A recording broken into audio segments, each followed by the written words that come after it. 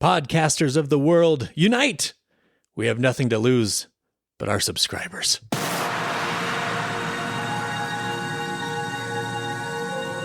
Space, the final frontier. These are the voyages of Star Trek Wars. Pew, pew, pew.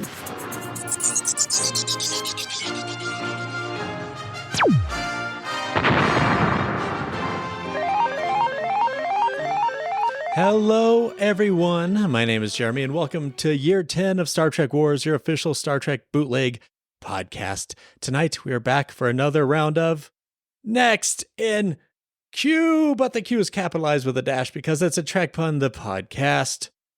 Yes, Next in Q, the Star Trek Wars sensation, baryon sweeping the nation. Joining me tonight, it's my wonderful co-host and co-life partner, Chelsea. Hello, Chelsea. Hello.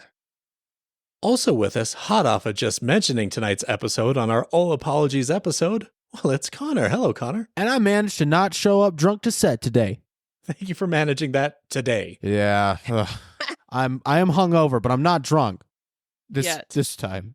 Look, it was not easy being a child star on Star Trek Wars. Let me tell you. You guys excited for today's episode? I am. Contractually, yeah. That's all I could ask for, really. If you guys are new to this, which you might be, this is only our second episode. We randomly pick 3 Star Trek episodes, and you guys at home on the Star Trek Wars Council get to vote for the one we cover. Stay tuned, for at the end of this episode, we will spin Fortune's sweet Dabo wheel again to determine your 3 choices for next time. If you want to join in and be a part of the Star Trek Wars Council culture and participate in voting, head over to our Facebook page. You can find us by searching for Star Trek Wars. The council should pop up right at the top. So join in, vote, and your comments could be potentially read on air. It's a great community. We're on there, very active, and love talking Trek with you. So last time we spun the Great Wheel of the Galaxy, the 3 episodes you guys at home had a chance to vote for this go-around was Deep Space Nine's Bar Association, Voyager's Living Witness, and Lower Decks, Where Pleasant Fountains Lie. The winner, of course, because you read the description and the title of today's episode, was Bar Association, winning with 60% of the vote. But due to the Electoral College, it did not win, I'm afraid. So Did you say doo-doo? Doo-doo-dee. Look, we should take the Electoral College to the planet core. Guys, please, we promised we would keep this civil. He said doo-doo. All right, let's talk about Bar Association. Star Trek Deep Space Nine, Season 4, Episode 15, Bar Association. After being forced to work while he is ill, Rom rallies the employees of Quark's Bar to form a union and demand better hours and salaries. All right, let's get in. Chelsea, before we get started, do you have any questions regarding today's episode? Yeah, who is Nog's mom? Oh, that is quite a question. Connor, do you remember? You know I don't. Okay. Sorry, Pops. I don't. Well, this is a great question because I don't even think has ever been mentioned by name, but has been brought up a couple times as Nog's mom. From what I remember, she gave birth, she swindled Rom out of all of his latinum and then split, never to be seen again. Atta girl. Okay. Oh, interesting take. This is empowering. This is girl power in action. I'm just saying, you got to take what's yours. She took Rom's money. Maybe, all right? Look, And he's genetic thriving. material. He's thriving. Also, so in Lower Decks, we see that Quarks has been franchised. Mhm. Is that due to the Union? That's an interesting question, too, because we also see it franchised in Picard. It shows up in season 1 of Picard. Also, there's a Quarks in the background. So, but is that because of the Union? I imagine that they'd have does the Federation have unions? I mean, that's a good question. Well, thanks. I wonder if the fact that he is basically I mean, spoiler alert for Deep Space Nine, a year later, he gets completely blacklisted by the FCA. So I wonder if that, on top of him actually having unionized workers, made it possible for him to franchise into Federation planets. They might have been more susceptible to him doing that, knowing that he's banned by Ferengi commerce and has a union at his bar. Okay. And yeah, I know that Deep Space Nine is really old, but that is a bit spoilery for me. Did I see that episode where he gets blacklisted? It's an episode where he finds out he's gonna die, so he's gonna, like Ferengi. Garrick. Yeah, so like in Ferengi Custom, they sell off their body parts. They like liquidate everything. Yes. Okay. Including themselves. Okay. And then it was all an elaborate setup by Brunt FCA, because Brunt's the one that paid a guy to tell Quark that he was dying. So Quark sold all of his desiccated remains, but then found out he wasn't dying. So Brunt was like, well, you need to die and pay up or break the contract of you dying, because I already bought all your remains. Oh, yeah, I did see that episode. And Quark breaks the contract and then which ends up blacklisting him. Okay, and then my last question is... These are great questions, Chelsea. Okay. So why would the Federation... This is a two-part question, so let me finish before you answer. Yes, ma'am. Why would the Federation charge rent for Quark's bar when they don't require money? Or is it the Federation does not necessarily follow that? It's Starfleet that doesn't require money? The Federation and Starfleet do not require money, and they don't charge Quark, which is why he loves this arrangement. But Sisko was threatening to start charging him if he didn't end the strike. Well, he owes a lot of Latinum and back rent, which would imply that he signed a contract with the Federation stating that he would pay a monthly rent. So I imagine he had this contract with whoever is running the station. So this is the contract he had with the Cardassians during the occupation. And I imagine when Starfleet took over, Sisko looked at the contract and like, hey, we're not going to charge you, but we need you to be a community leader. We won't charge you rent. We'll take care of all the monthly repairs and everything. All that. Okay. We don't require that because that was a Federation thing. Like, so he's been living really good off of this system for 4 years. And that's when Sisko kind of drops a hammer like, hey, we can go back to your old contract you had with the Cardassians if you're not going to play ball, Sisko would say, because of baseball. Okay. So I guess this is a 3-part question then, because I understand wanting to be paid as an employee, but everybody that works at Quark's lives on the station and they don't require money. So what is... Yeah, that kind of goes into something that I don't think it's like a plot hole. It's just something that Star Trek never brings up. Like Joseph Sisko has, I guess you could think of them as employees at his restaurant, but is the restaurant owned by everyone who works there, like a syndicalist kind of thing? Or they just love food and they love to serve. It beats just sitting around doing nothing. They got a passion for serving. Now, that's a trickier subject, Connor. But to answer your question, Chelsea, it being Deep Space Nine not being a Federation outpost really helps with that, because just because the Federation doesn't use currency, that doesn't mean that a lot of the shops on the promenade doesn't. Garrick can charge for his... Absolutely. Bajorans, like the Klingon restaurants, okay. They all have currency. I would imagine for the Starfleet, since they don't have to worry about that, they can be, if they need something, Starfleet will give them credits or whatever, because they don't care. They don't use it, but they can use it for Quarks. Right. And it would make sense, right? If Lita wanted to go to Bajor or take a vacation, but okay. All right, cool. Thank you. You're welcome. What'd you think of this episode? Still me. Oh, I could definitely send it over to Connor.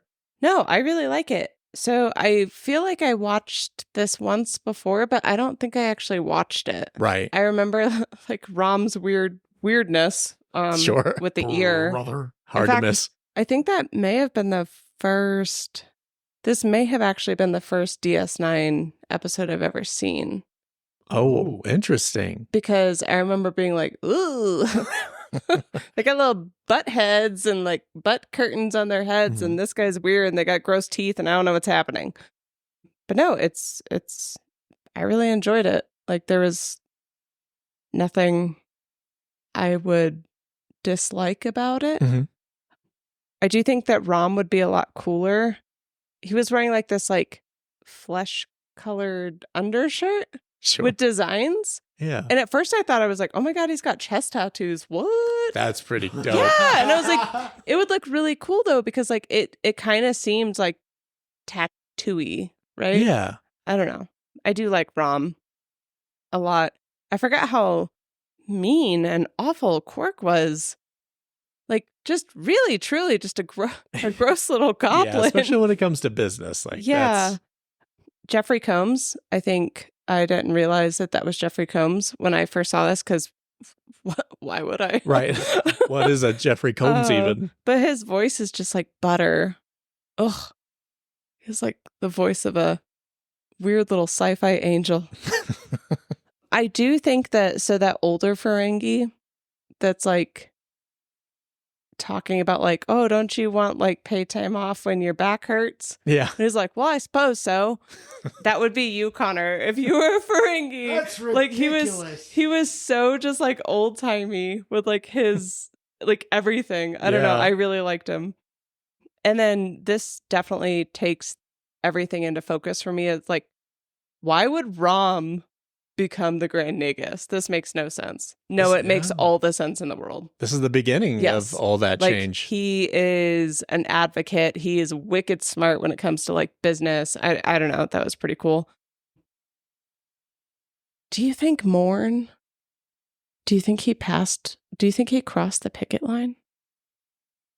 You know, we didn't see Morn, did we? When the Not- strike was happening. No, No. they never showed But then him. he was just like glued back into his seat. Man, that tells you a Mm. lot about Morn if that's the case. Like, I mean, we cannot confirm or deny if Morn crossed the picket line. I don't think he did. He's a very talkative guy. I think that I think he's a man of principle. the word would have got around real quick. Exactly. Yeah, he doesn't shut up, does he? He does not. I really like when did Worf come This to- season. So this Okay. was like Way of the Warrior. the 15th episode of season 4. So this is his 15th episode on DS9. 14th if you count Way of the Warriors 1. So he's been on there for 15 episodes. Wait, he came on in Way of the Warrior? Mhm. I feel like I've vocalized that episode is overrated. You have, and it's a really interesting take. I've not heard this take. I might. It's such a great episode. Yeah, but that's what yeah. That's Well, what I always say about Deep yeah. Space Nine. Yes. Guilty. He's like, you're gonna love Profit and Lace. Oh, okay. Interesting. Yeah, and then I don't know. I just love Worf. So I'm assuming him and Dax are not together yet, but it was really good to see that chemistry. Right, but they get together early season 5. So now we're That kind of fast. It's Yes. good chemistry. yeah. They had a whole season. That's like 25 episodes of chemistry. Yeah. And Dax makes her moves. Yeah. Yeah, she's a queen for sure. And you see that with this, like her giving him the Oh, Klingon yeah. tapes. Like she's already making choices that he's probably too impervious to notice. But yeah. A man after my own heart. right. I didn't realize that I actually missed Cisco. Mm. So, for those who don't know, we've been watching Homicide, Yes. and the energy that he like brings is so freaking Andre Brower, like Frank Pimbleton, and it is just crushing. And I mean, he was in what, one scene? Yeah. Just he was with Season 2. Yeah, he was in Two two scenes. when they were getting like in the brig and then with Quark, and they were both so great. He's just, I don't know. Like I didn't quite realize that I would like miss him. Yeah. And But I mentioned Homicide to Connor and all apologies to us watching that. And I said then, like, literally my two favorite shows of the 90s was Deep Space Nine and Homicide: Life on the Street. And my two favorite characters of the 90s was Andre Braugher's Frank Pembleton and Avery Brooks' Cisco. Like, I love, yeah, you have a type. I love them. I do. You have a type. Yeah. Strong, I just, incredible people. I don't know. This was like a really fun episode. I'm glad that I kind of rewatched it half and half, like for the first time. Yeah. I've had this theory that I've said with Connor that everything we watch again, unless we give it like a 1 or like a 10, we're going to probably like it more than next time we watch it. It's called the Read Principle. Mm-hmm. Read alert. That hasn't fared well with me though. I'm just applying it now, and I haven't put a lot of Because we've actually talked about this. Mm-hmm. And it's been discovered that when I watch something the first time, if I really True. like it and then I watch it again, I don't like it as much. I think for you, it's got to be something like this where you didn't really watch it the first time. Because I think Yeah. if you remember it, yeah, it definitely doesn't No. work. No, I can't. Yeah. It just feels like a waste of time. Yeah. Yeah. But we had that with like Voyager because with Demon, I'd watch that again and liked it way more. You didn't see it, right? So Right. you liked it. But Yeah, I liked it yeah. a lot. And then Connor just watched a handful of Voyagers and That's loved true. them. Really? Mhm. Yes, I Okay. watched Night and The Thaw, and I liked them quite a lot. Yeah. No, those sound riveting and like things that I definitely know what you're talking about. You guys should check out this Voyager show that's coming out. We Wait, keep telling that's them, the Connor. one with Red from Orange is the New Black? That's the one. That's me. Yeah. Oh my God. She does not sound like a Waffle House waitress. Stop that. Oh, we don't sell cranberry juice here. I have a Waffle House story. I'm sorry, but I have to. My story demands to be told. Well, this is why you wanted to be on this episode, right, Connor? You had nothing to do with the I episode. didn't even see this shit. I didn't care. But He's like, what is Star Trek? Star Huh? Trek? What's that? Is it like Battlestar Galactica? With Ooh. Lauren Green? Not. I saw the one from the 70s, not the one everyone's seen. But anyway, circling, I went to Waffle House for the first time many months ago. Okay, Mm-hmm. and I'm following. okay, good, because I'm not. Where was I? Oh yeah, Waffle House. I go there, and I order an omelet, and before that, great at storytelling. The waitress says, "Oh, wait. Okay, and what do you want? What do you want to drink?" That's more Marlon Brando, Godfather. And I gave her an offer she couldn't refuse until she did. I said, "Do you have cranberry juice?" Which is a breakfast staple to anyone who has a human soul. Also a uterus, but yes. Word up, sister. Everyone has one of those. Yep. Mm-hmm. And I've got both. Preach. I stole it. It's in my car. Anyway, I said, "Can I have some cranberry juice?" Pretty please. Just like that. Oh, yeah. Of course. Of course. And So she far, I'm not on your side, but we'll see how this story goes. She said, we don't have any cranberry juice, no cranberry juice, Can I redo that? yeah. We don't have any cranberry juice, sweetheart. That is sounded Yeah. like.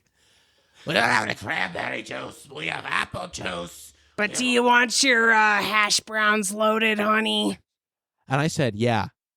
Loaded with your head on a platter, you old hag. Give me my cranberry juice or find yourself a new lawyer. You were her lawyer? Yep. Oh, plot twist. Look, Dad, With a my twist. my life doesn't revolve around you. I do other things besides this podcast. I'm a lawyer. I'm an international spy. Of I course. wasn't supposed to talk about that. I have children throughout the world who, I don't see as legitimate. So, I have a Oh, you're very- like BB King.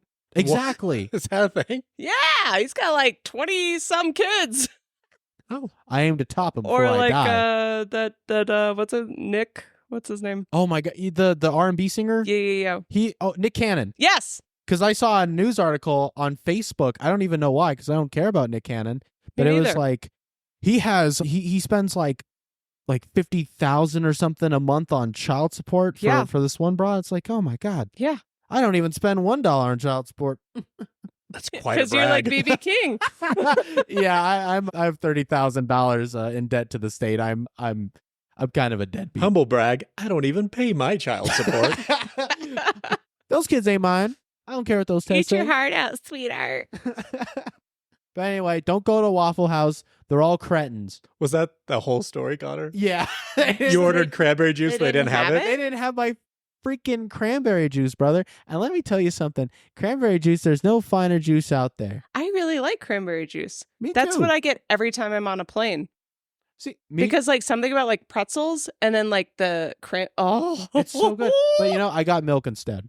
And Ew. it did not taste Ew. good. This I is got where it. I got it- this is where our She got it paths from the part. tap. Oh, cranberry milk? Milk from the tap. Yeah, it was really gross. The Is that entire what she table- called it? Yeah, it was really nasty. I was Like the Chelsea milk thing earlier. I don't feel safe. Anyway, I was in the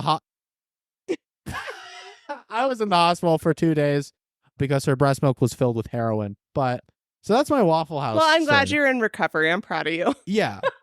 And I can say I'm about 7 months breast milk free, still doing heroin though. So we're You got to wean off one before the other. exactly. Baby wiener. Oh, Oh. check out our podcast. Give us your money. Connor, what'd you... So, Connor, Mess. you mentioned Bar Association on previous episodes, so that's why I wanted to have you on here. What's your relationship with Bar Association? Well, I want to clarify that I'm kind of the black sheep here because I think it's a bunch of commie gobbledygook. Quark is clearly in the right. I'm a YouTube comment. It's clearly in the right. Oh. I forgot like the biggest part of my discussion, which is Quark.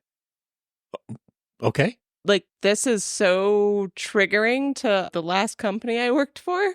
Oh, Oh. Mine too, coincidentally. Go Yeah. on. also no union, right? Oh, yeah, no, absolutely not. But the whole like we offer you a very generous employee package of benefits. You have to be here all the time, and if you're not, you're dead to me. Very generous. Oh, I'm sorry, you're sick. Well, I would prefer that you just cough in everybody's mouth directly, get them all sick so that we can fire everybody at once and get that tax write off. Like, so it's very, very similar to the way a popular arcade that used to be here ran his business. He is absolutely Quark, but that is also an insult to Quark. So, And that's, Connor's childhood hero, Mr. Biggs. Be good, do right. I still have his card. right. Well, I signed an NDA, so That's all we you can say. can't. That's as far as we're We going. can't be name dropping, friends. Oh, should I bleep that out? No, That's I not mean, his real name. it's Yeah. hilarious. Oh my God, he's right behind me. Strangling me with a garrote wire, He's got two Nausicaans with him. He's just strangling me. There's no life after death. There's no life after death. But yeah, that was like, I was like, oh my God. Yeah. Like it's the same. It was the same. 6 years of that. And I'm pretty sure I worked there when I watched this episode the first time and Yeah. didn't draw any No. similarities. Isn't it great how Star Trek wasn't political in the 90s? Yeah. Well, I'm Until glad now. it's still not Yeah. political. It has nothing to do with how we are today. Yeah. No. My first job ever was at a recycling plant, and there was this guy I worked with. We call him Mr. Biggs. We'll call him Mr. Biggs. Might as well. Huh? We'll call that or Senior Moneybags. We'll figure it out. That was his AKA. So yeah, that works.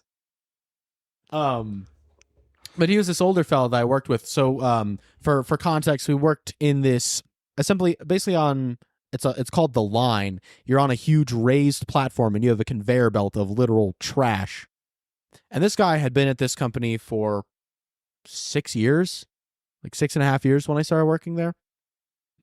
And I worked there for about 5 months, 6 months? No, 5. Anyway, and on month 4, something happens on the line. A nail goes through his glove. And he's out of commission for the next few days. I never see him again because he got fired. Because he got recycled. Yeah, we had to eat him. You're just like picking his ears off the line. Mr. Biggs, no! So anyway, Star Trek's a bunch of commie gobbledygook.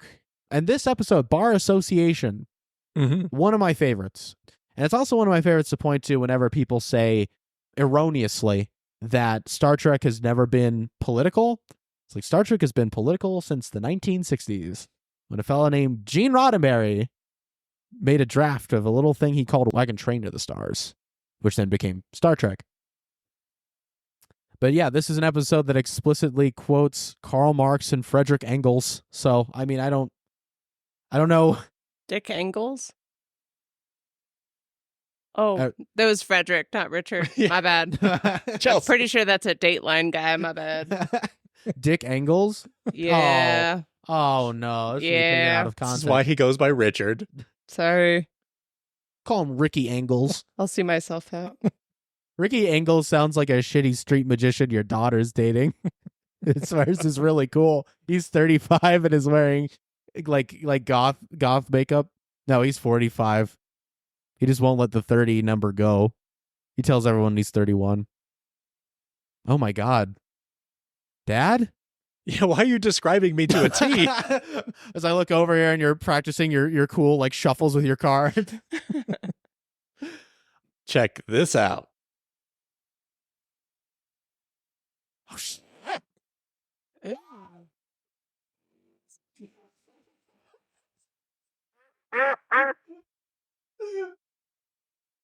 So that's where my Magic. Well, we'll be back. I'm going to go to therapy. My father just had sex with a duck, and I'm going to cry. Allegedly. And now my memory's been wiped. Where are we? Who are you?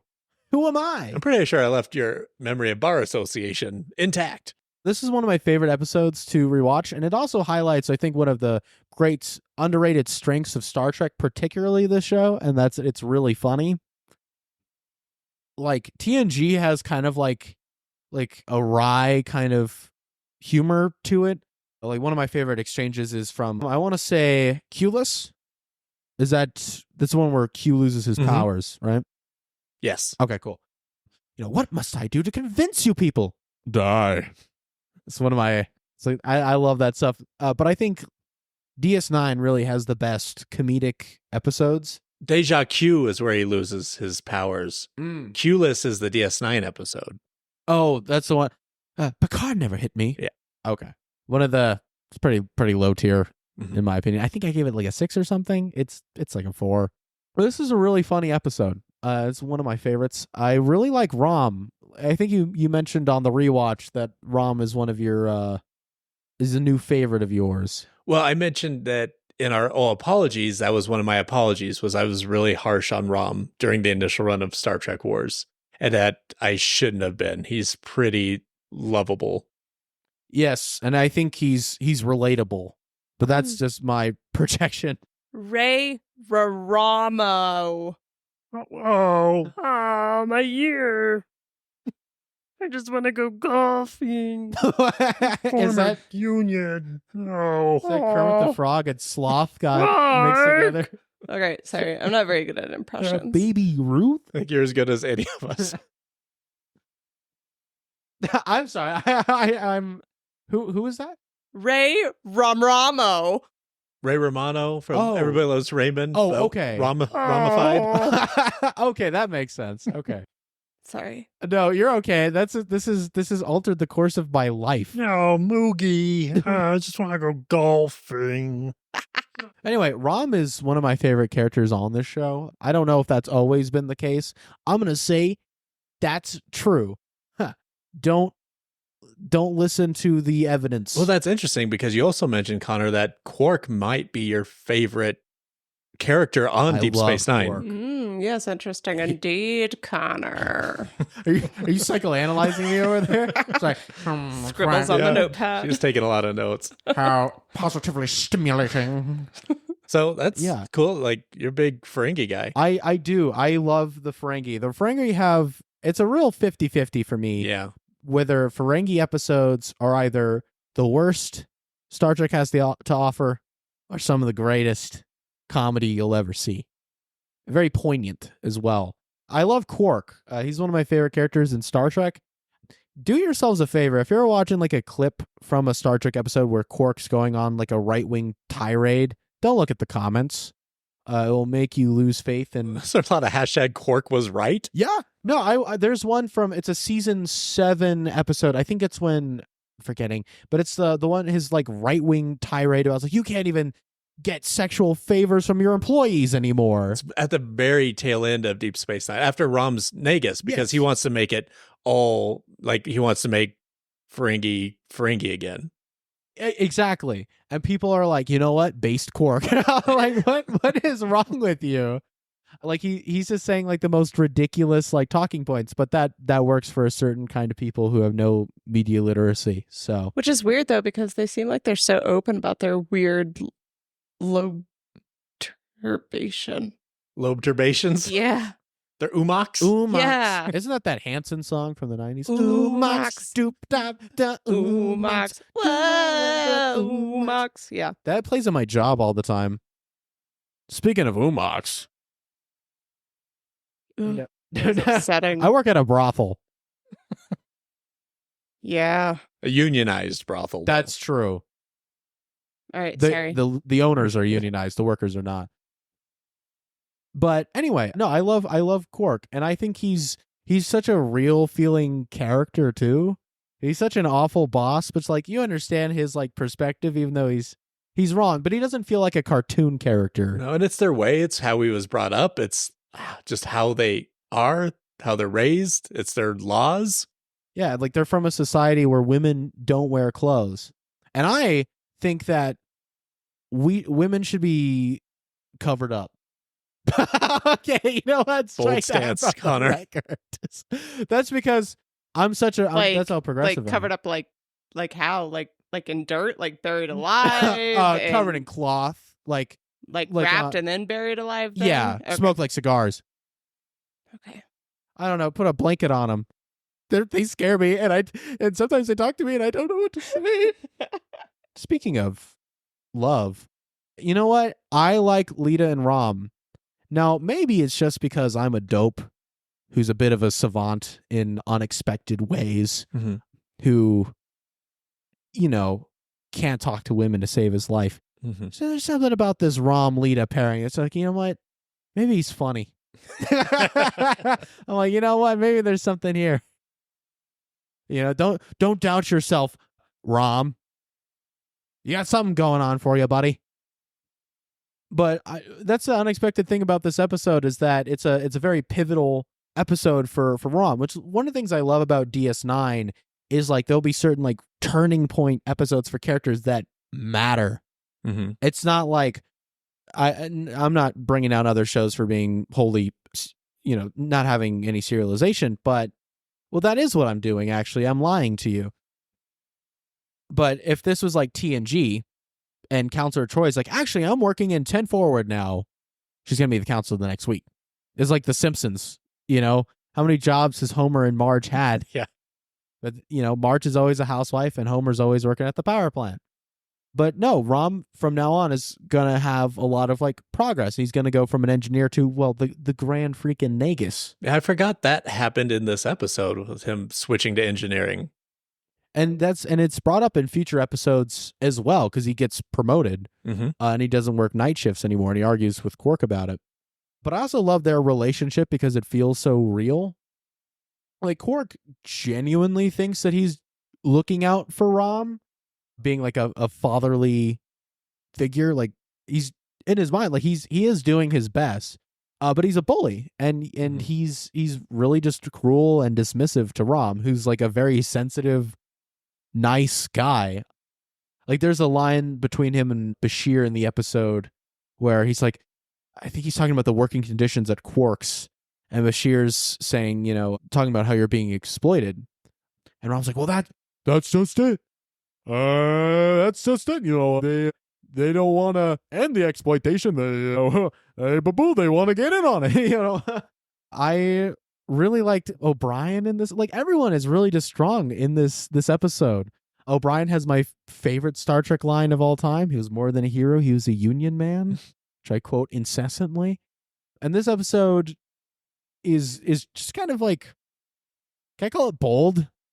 Yeah. For just being like so overt with its messaging. That's what I like about the older era of Star Trek, is that we had these preachy episodes.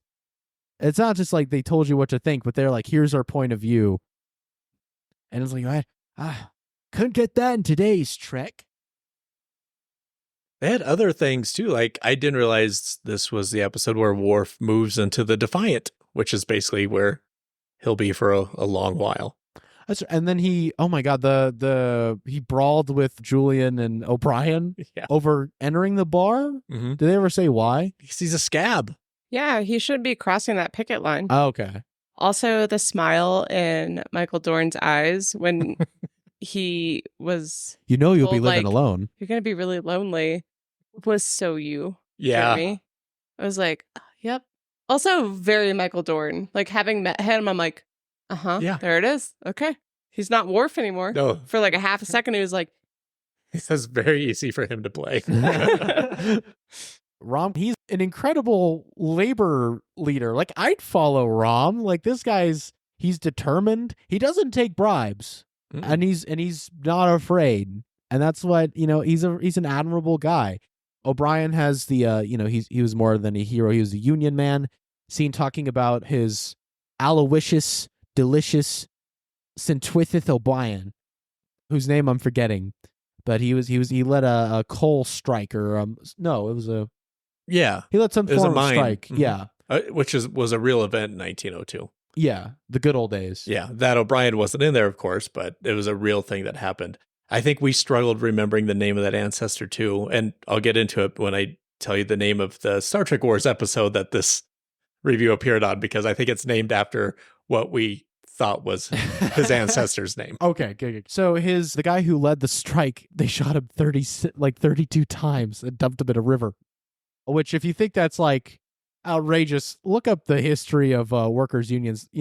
The 5-day work week and 15-minute breaks were purchased with blood, and that is not an exaggeration. The first time bombs were ever dropped on American soil was not Pearl Harbor. It was the Battle of Blair Mountain, where the Pinkertons and the U.S. Army killed striking miners in West Virginia, and there's actual trench warfare between striking workers and the U.S. Army. You helped me come up with the next name of the newest Connor Reed novel, Purchased with Blood. There I was, in the Arabian desert, looking at sultry females. The symmetrical shapes were pleasing. Check out my books. Jeffrey Combs' Brunt is fantastic, and he has these two Nausicaan bodyguards who are just throwing darts at each other. That was pretty great. Scene. I don't remember that. And I absolutely love that so much. I love the Nausicaans. They're so underrated. Like, how many episodes are Nausicaans in? Not a lot. Because they're in Tapestry. This and Tapestry are the only ones I can think of with Nausicaans. Because they're mentioned a few times. Mm-hmm. Because they're mentioned in is it season 2 or 3 of TNG, where Picard tells Wesley that he has an artificial heart. Yeah, that was probably their first mention. Hey, point it out to us, because there's probably one or two more Nausicaan occurrences. I feel like they've even shown up in Enterprise, but maybe not in person, but maybe like their ships. Because I feel like I got like a Nausicaan vessel as part of my collection. Do your own research. Yeah. Quark tells Rom, end the strike, end the Union on paper, and I'll give in to your demands. Which happens, and then they all come back to work. But it turns out Rom has quit and is now working as a night shift engineer. Night shifters, on it, Fox. Shift this. starring Jessica LaBiel as every character. She shifts into different characters by putting on different hats. Wait, did she die? I don't think that's a real person. Who are you talking about? Jessica Biel? Oh, I thought you said LaBiel. I did. Oh. Jessica LaBiel, her crazy cousin. You know how like the Joker has his crazy brother, the Chuckler? Yeah. This is her Chuckler. LaBiel is like the Wario. Lil Wario? Wario. The Wario to Mario. Oh. Well, you said with an O, there's an A. It's a Wario. Yeah, you just My got mistake. lore up. I'm really invested in Nintendo games. Yeah, I'm 50. I mean, I remember the specifics of, the Union and everything, but I didn't remember the little things that would stick around, like Lita and Rom. Like, there's definitely some, like, Lita's starting to see some stuff in Rom that she hadn't seen before. I mean, he's not all just looks. He's a pretty sweet guy too. And Worf moving to the Defiant, and kind of similar between Lita and Worf, or Lita and Rom and Worf and Jadzia. There's like Worf and beginnings of things. Yeah, well, we see that much later. And yeah, then Rom going and joining the engineering team. Like, all that stuff is huge. And I think this is also the beginning of, Rom says at the end, like, me leaving is actually the best thing to happen to our relationship to Quark. And it is, because you definitely see that relationship grow from here on out now that he's not an employee. There's definitely like a love there that I think Quark is allowed to pursue and like just develop now that he is not an employee. Because like when you're here, you're not family. It's an anti Motel 6. No, what's the garden? Over the garden wall. The restaurant. Oh, Olive Garden. Oh yeah, Olive Garden. When you're here, is your that- family. Why did I think that was Motel 6? Oh, wait, that's like the we'll leave the light on Yeah. for you. Oh, That'd be a weird one for when you Motel hear, 6. We're family. Yeah, so yeah, Quark's like the anti-Olive Garden. When you're here, you're not family, but they're always here. So he never really gets to see Rom as a family member because he's always an employee. So that changes going forward too. Yeah, I really like this episode. I liked that when Worf was complaining about somebody breaking into his quarters or whatever, and he goes to Odo, all of a sudden you just hear Jeremy on the couch like, Odo's got receipts! Yes. I think that's DS9 in a nutshell. Like, DS9 is definitely the show. I mean, Lower Decks too, but the one that actually like remembers. Like, DS9 has Yeah. receipts. Like, this is a one-off stuff. Like, you can't just come at me. We remember. Our writers remember Star Trek. I love Odo's little smile too, like, oh, is that correct, Mr. It just so Worf? happens I have this pulled up right here. This never happened on the Enterprise. Yeah. And that was one of the episodes that you had just talked about a couple weeks ago, Connor. It was The Matter of Time. So that was fun. Just as a couple examples, the Ferengi overtook you with 2 beat up bird of praise. Oh, I love that. Yeah. Odo with the receipts. It's just, this is great example of the difference between Next Gen and Deep Space Nine, or the Enterprise and Deep Space Nine. Like, Worf has to adjust, but then Worf had that great line too. Perhaps it will have to adjust to me. Which is kind of also true. Like, Yeah, they 100%. both kind of got to meet each other, and they end up doing that. Yeah, they all adapt. Which is a great thing about this show, because Worf became a regular in this season Mhm. 4. Is this 5? This is 4. Okay, cool. Oh, I watched season 5 Voyager episode. That's why I was Yeah. on my brain. It was good, Chelsea. It was. How dare you get those confused? Well, you know what? How dare you? I think that you're Voyager bashing. I didn't Voyager bash. Oh, She's I was. just Connor bashed. That's true, but that's just a part-time thing. Just that good everybody old fashioned does. Connor bashing. Yeah, just like a good old fashioned like pup clubbing event. Pup clubbing. Yeah. Pup clubbing. Oh, you take your puppies out to like little events? Like, no. Oh. Yeah, like when they like club baby seals. Yeah, exactly. Yeah. It's like that with Pups. puppies. Yeah. Oh. Would you club a puppy if the money was right? No. I well, gave you. Let me. is pull it out a some- chihuahua? Oh, well, Is it a Chihuahua I though? think Chihuahuas, like, you know those elephant guns that people used to use? We should use those on Chihuahuas. Those are not dogs. We should use like the harpoons. To hunt Chihuahuas. Yeah. I think that's good. Like, To hunt Chihuahua. dude, they Oh my god, wait, hold up. I didn't know we were talking Yeah. about hunting They Chihuahuas. don't deserve to exist. This is I'm getting sorry. way better. Here's some of my hot takes. In the wild, there's nothing more dangerous than a wounded chihuahua. It took my eye, it did. And my leg, and my thumb, and my arm. Why are their claws always so long? Because the people who have Chihuahuas don't care that they're rats. They're vermin. Yeah. The owners and the beasts. I had a 3-pound bunny, Nausicaans. and he was a rodent, and I still didn't let his nails curl under his feet. But hey, that's not my business. Look, Chihuahuas, they're loud dogs, and they smell bad, and they're not friendly. No, and then they just like shake everywhere and pee everywhere. Yeah, and when I do that, it's adorable. When they do it, it's insulting. Yeah, you want to just like eat it like with your foot. Exactly. And they don't even have the decency to taste good. I think that's called kicking. My Mhm. bad. Yep. Needs a good yeet. A good foot yeet. But anyway, if you own a Chihuahua, We're sorry. we're sorry.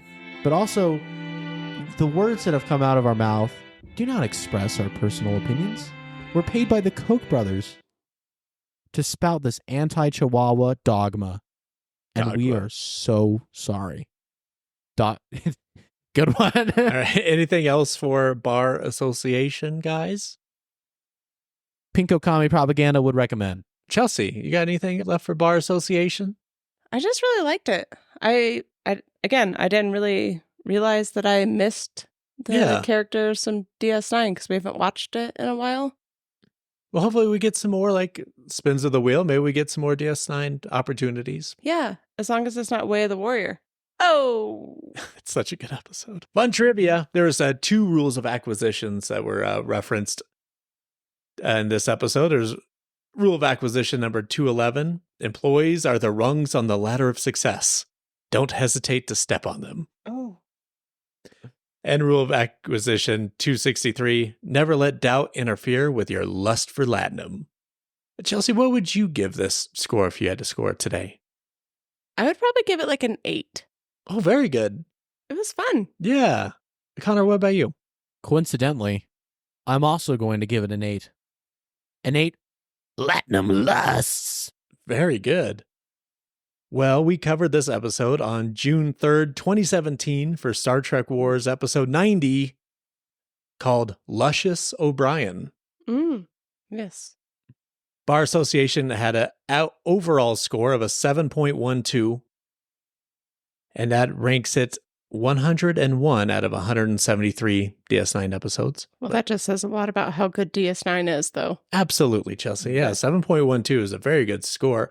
On our all-time list of 727 episodes, it ranks at 230. I was going to say 4, but yep, close. I Whoa. got close. That was I got really close. I need to ask you next time again, like where you would rank it before I say it. 'Cause- It's always going to be 4. okay. Yeah, for that 712, let's see. I gave it a 7. I think it's still right in there. I think it's a 7 or 8. Okay. Jordan gave it a 7. So season 4. So Melanie gave it an 8. Council gave it a 7.61. Connor gave it the lowest score of a 6. Oh, well, it was a different time. And I also feel like there were various circumstances and factors, that were influencing my decision. Yes. Like alcohol. Child Sure. star. Look it up. All right, now it's time to find out the 3 episodes you guys at home will be voting for next time. The wheel includes every episode. And Chelsea and I decided this. We're going to do every episode of the first 5 Star Trek series. So the classic. We were including modern, but we've seen all the modern very recently, so there's really no reason to revisit those. So this will be from TOS to Enterprise. That's 727 episodes. So We do that in order of appearance, so it's every episode beginning with number 1 being The Cage through number 727 being the series finale of Enterprise. We hope we never get 727. So let's spin that wheel! Okay, spin number 1 is number 290. Folks, that is a Deep Space Nine episode. That is a season 2 Deep Space Nine episode called Cardassians. Okay. Is that the one where they? Oh wait, you know, never mind. Yeah. Sorry. Spoilers, but yes. All right, let's go ahead and spin for our second one. 706. Oh, we have landed on Enterprise Stormfront, Oh, Part 1. Okay. nice. And one final spin. 17. Ooh, that's early. That's a TOS. Ooh, 17. Oh, that is the original series episode, Shore Leave. I think even I love Chelsea Shore Leave. knows that one. I love Shore Leave. Yes, me too. That's my Nana's favorite episode. Is it really? Mhm. That was one Chelsea really loved. Mm-hmm. Well, there you have it, folks. Head over to the Star Trek Wars Council on Facebook to cast your vote on which of these 3 classic Trek episodes we'll talk about next. Now, at the risk of being rude. Yes, once again, I've overstayed my welcome. Yes, you're right. It is time we leave orbit for this week. Star Trek Wars is available on Apple Podcasts, iHeartRadio, Stitcher, and anywhere else fine podcasts are heard. We have over 360 episodes stretching across 10 seasons of content. If you want to support us in a non-financial way, the absolute best thing you can do is leave an iTunes Apple Podcast review. That might not seem like much, but it is huge for the Al Gore? rhythms. Recent reviews are what help other like-minded Trekkies like you find us. So please write a 5-star review and we will read it on air. You can also find us on Twitter at These Star Trek Wars. Chelsea, always a pleasure. Thanks for doing this with me. Where can they find you? I'm just painting and planting plants. Painting and baking. planting. Painting and planting. The 2 P's. I can find your Instagram at... Yes, it's the happy_hellhound. Yes, you got a lot of your wonderful paintings on Yes. there. Yes. Check it out. Connor, always a pleasure. Where can they find you? You can find me searching for who really killed Saddam Hussein. Oh, It was me. Wasn't it a dog? Oh, You're wait, that was Osama bin Laden. I was going to say maybe it was a chihuahua, but never mind. as for me, you asked? Yes, Well, please. when I'm not talking Trek, you can find myself and my son Connor discussing all the Bond films over at the Bonding Together podcast. Now available on Apple Podcasts and Spotify. We are halfway through the Bond collection. Yeah, and we'll get through them. Coming up next in our season 10 run, we have some fun specials on the horizon. Connor and I will be back in studio. I don't think we've decided what our next special is going to be. And then we'll have the Temporal Investigations, the show with Jordan coming up. That's going to be a lot of fun. And then Chelsea and I will be back again to talk about whatever you guys voted for today. If it's Shore Leave, my whole review is just going to be the lyrics from 5-Year Missions Shore Leave. And I will do my best to sing it. Okay, shout out It's to like a 5-Year Mission. 6-minute song, and it's so good. Yeah, Make it it's happen. really good. Talk about cliff notes, man. That's the way to do it. Yep. Yeah. All right, until then, we will see you out there. Q! But I feel like celebrating. I don't! All right.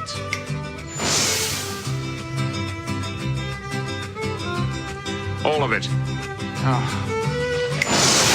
Don't be a Herbert. Give our podcast a listen. Do you realize that if you shot a chihuahua with a harpoon, it would just explode?